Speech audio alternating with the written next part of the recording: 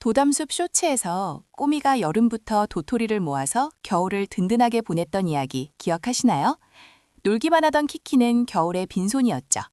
그런데 실제로 우리 아이들의 저축 습관도 이와 똑같아요. 초등학생 시기에 저축 습관이 잡힌 아이와 그렇지 않은 아이는 성인이 됐을 때 자산 관리 능력에 큰 차이를 보입니다. 오늘은 아이에게 저축 습관을 만들어주는 구체적인 5단계를 알려드릴게요. 왜 하필 초등학교 때일까요? 금융감독원의 금융이해력 조사에 따르면 초등학교 고학년 때 금융교육을 받은 아이는 그렇지 않은 아이보다 성인 금융이해력 점수가 평균 15점 이상 높았습니다. 만 7세부터 12세 사이에 아이의 뇌는 습관 형성에 가장 민감한 시기예요. 이때 만든 저축 루틴은 양치질처럼 자동화됩니다. 반대로 이 시기를 놓치면 중학교 이후에는 또래 소비 압력 때문에 저축 습관을 들이기가 훨씬 어려워져요. 첫 번째 단계는 용돈 시스템을 설계하는 거예요. 많은 부모님이 필요할 때마다 돈을 주시는데 이걸 정기 용돈으로 바꾸는 것만으로도 아이의 금융 감각이 달라집니다. 초등 저학년은 주 단위, 고학년은 월 단위 용돈을 추천해요. 금액은 학년 곱하기 1,000원이 기본 가이드라인이에요. 예를 들어 3학년이면 주 3,000원, 6학년이면 월 3만 원 정도가 적당해요. 중요한 건 금액보다 정해진 날, 정해진 금액이라는 규칙이에요.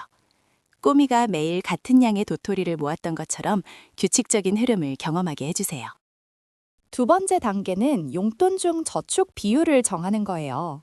아이에게 처음부터 50%를 저축하라고 하면 실패합니다. 시작은 10%에서 20%가 적당해요.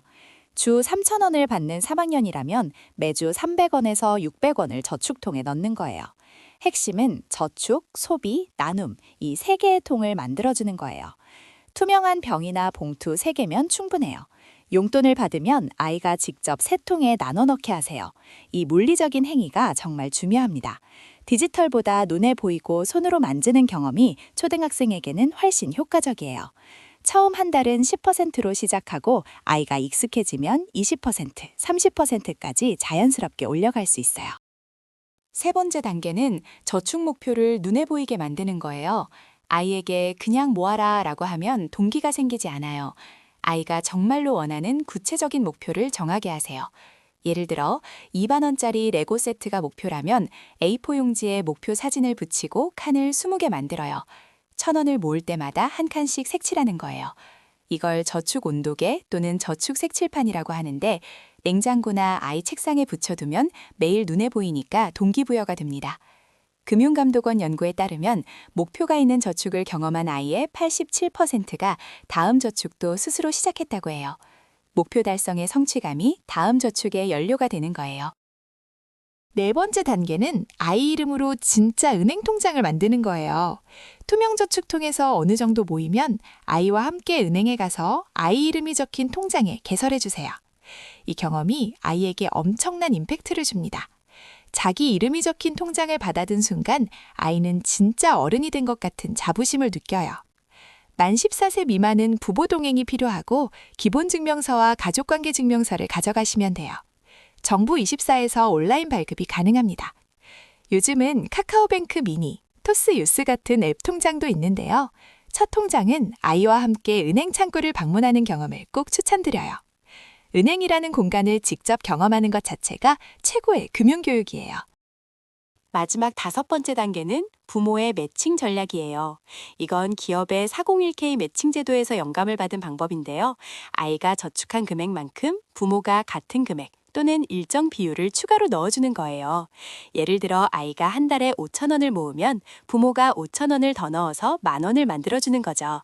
이걸 매칭 저축이라고 해요. 이 방법의 장점은 아이가 모으면 모을수록 더 많이 쌓인다는 복리적 사고를 자연스럽게 배우게 된다는 거예요. 처음엔 100% 매칭으로 시작하고 아이가 습관이 잡히면 50%로 줄여가도 됩니다. 매칭 규칙을 아이와 함께 정하고 종이에 적어서 서명까지 하면 계약의 개념까지 배울 수 있어요. 이 5단계를 초등 3학년 아이에게 적용하면 어떻게 될까요? 주 용돈 3,000원, 저축 비율 20%면 매주 600원, 한 달에 약 2,400원을 모읍니다. 여기에 부모 매칭 100%를 더하면 월 4,800원이에요. 아이 이름 적금에 넣어서 연 3.5% 금리로 6학년까지 4년간 모으면 원금 약 23만 원에 이자까지 합쳐 약 24만 원이 됩니다. 금액이 작아 보일 수 있지만 이건 금액이 아니라 습관에 대한 투자예요. 이렇게 저축 근육을 키운 아이는 중학생이 되면 용돈의 30에서 40%를 자연스럽게 저축하게 되고 성인이 되면 월급 관리를 어렵지 않게 해내요. 마지막으로 부모님들이 자주 하는 실수 3가지를 짚어드릴게요. 첫째, 아이 몰래 통장에 넣어주는 것. 아이가 직접 참여하지 않으면 아무 효과가 없어요. 둘째, 저축 목표 없이 그냥 모으라고 하는 것. 목표가 없으면 동기도 없습니다. 셋째, 용돈을 벌로 빼앗는 것. 용돈은 학습 도구지 상벌 수단이 아니에요. 한번 빼앗기 시작하면 아이는 돈을 불안의 대상으로 느끼게 됩니다. 오늘은 초등 자녀 저축 습관 만드는 5단계를 알아봤어요. 용돈 시스템 설계, 저축 비율 정하기, 목표 시각화, 아이 통장 만들기, 그리고 부모 매칭 전략까지. 꼬미가 여름부터 한 알씩 도토리를 모았듯이 오늘부터 아이와 함께 첫 번째 도토리를 모아보세요. 다음 도담숲에서는 더 재미있는 금융 이야기로 찾아올게요. 구독과 좋아요 꼭 부탁드려요.